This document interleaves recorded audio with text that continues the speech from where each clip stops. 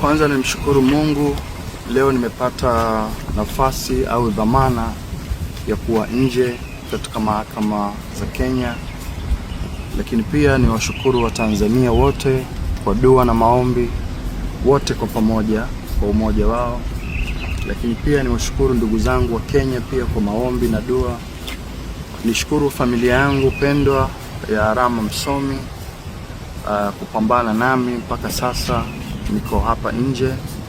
Kaka yangu Omar, kaka yangu familia ya Naman, Kala Moto, familia yangu pia ambayo imetoka Nairobi, marafiki zangu ambao tunafanya nao kazi pamoja, kina Kendi na wengine wengi.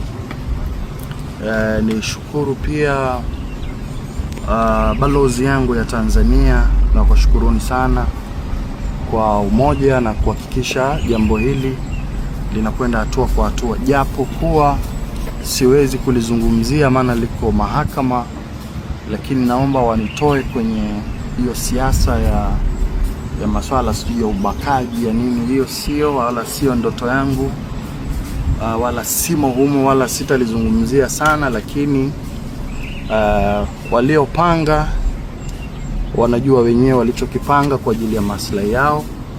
Yote kwa yote, namshukuru Mwenyezi Mungu, mama yangu mzazi Bi Zuhura Tanga na familia yote kwa maombi na dua, lakini pia tuiachie mahakama, inshallah itatenda haki kwa nafasi yake waliokuwa nayo. Yote kwa yote, nasema asante Mungu, nawapenda sana wote kwa pamoja, wote kabisa. Asanteni sana.